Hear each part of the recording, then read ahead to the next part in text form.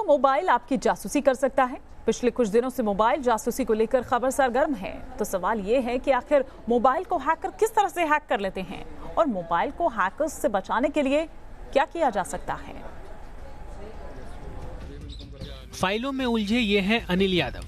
अनिल का दावा है कि उन्होंने अपने मोबाइल पर आए एक मैसेज के लिंक को क्लिक किया उनकी गाढ़ी कमाई के 55,000 रुपए अकाउंट से गायब हो गए। तो उसने लिंक भेजा, मैंने क्लिक किया तो वो फ़ोन पे से कनेक्ट हुआ और फ़ोन पे से मेरे 2 अकाउंट एक्चुअली अटैच थे, जो मेरा सैलरी अकाउंट पीएनबी का और एक एसबीआई का। एसबीआई में 5,300 रुपये पड़े थे, उसने वहाँ से 5,000 रुपये निकाले और पीएनबी में मेरे 2,40,000 रुपये थे। तो 50,000 की लिमिट होने के कारण उसने 9,999 के 5 transaction with in a minute के अंदर उसने कर लिया। जब तक मैं कुछ समझ पाता तब तक ये फ्रॉड मेरे साथ हो चुका था। मतलब जरा सी असावधानी से मेहनत का पैसा कोई लूट ले गया। लेकिन जानकारों के मुताबिक लिंक के जरिए अकाउंट से पैसे गायब कर देना अब बीते दौर की बात हो गई है। हैकर अब बिना परमिशन के मोबाइल की जासूसी कर रहे हैं। मोबाइल के सारे डेटा और कॉल पर भी नजर रख रहे हैं। पहले तो ये होता था कोई लिंक भेजते थे और लिंक के आपने क्लिक किया तो आपका सिस्टम हैक हो जाता था।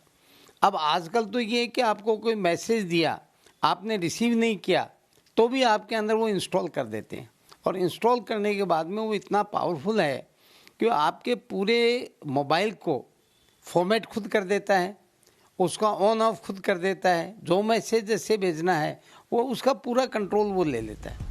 जानकारों का दावा है कि महज एक कॉल, एक मैसेज और एक ईमेल के जरिए हैकिंग मुमकिन है। जरा सी लापरवाही भारी पड़ सकती है। आपके मोबाइल को हैक किया जा सकता है। आपके सिस्टम का रिमोट दूसरों के हाथों में हो सकता है। कैसे, ये हम आपको एक डेमो करके दिखाते हैं।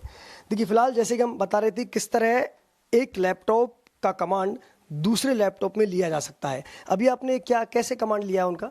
अभी जस्ट हमने जो पेलोड उसमें डाला था उसको एग्जीक्यूट किया है और उसके जरिए हमें ग्राफिकल यूज़र इंटरफेस, जो यूज़र वहाँ एक्टिविटी परफॉर्म कर रहा है वो सीधा मुझे यहाँ विजिबल हो रही है ना। यहाँ मैं देख सकता हूँ कि उसने एक वर्ड की फाइल ओपन कर रखा है और कुछ टाइप कर रहा है। जो विक्टिम है वो कुछ टाइप कर रहा, तो उसको मैं यहाँ मॉनिटर कर सकता हूँ, वॉच कर सकता हूँ। लेकिन सवाल यह है कि आखिर इस तरह के साइबर अटैक से कैसे बचा जा सकता है। अपने डेटा की हम कैसे हिफाजत कर सकते हैं। अपने गैजेट्स की सुरक्षा के लिए कंज्यूमर को क्या क्या सावधानी बरतनी चाहिए। तो डेटा को प्रोटेक्शन के लिए आप उस सिस्टम को और उस इंफॉर्मेशन को दोनों को प्रोटेक्ट करते हैं आप, और करते कैसे हैं इसके लिए तो नए प्रोसेसेस हैं, टेक्नोलॉजी हैं, रिव्यू टेक्नोलॉजी हैं, प्रोसेसेस हैं और टेस्टेड टूल्स हैं। इनको टूल बोलते हैं सॉफ्टवेयर को, जैसे हार्डवेयर सॉफ्टवेयर है, सॉफ्टवेयर को टूल बोलते हैं। तो इस हिसाब से उसको जितना ज़्यादा आप प्रोटेक्शन दोगे उतना ही सेफ रहेगा। जानकारों के मुताबिक उपभोक्ता को लेटेस्ट एंटी स्पाईवेयर रखना चाहिए। इसके अलावा थर्ड पार्टी ऐप इंस्टॉल करने से परहेज करना चाहिए। अनजान लोगों की ईमेल खोलने से भी परहेज जरूरी है। वीडियो जर्नलिस्ट महेश शर्मा के साथ लाल सिंह फौजदार, न्यूज़ नेशन, जयपुर।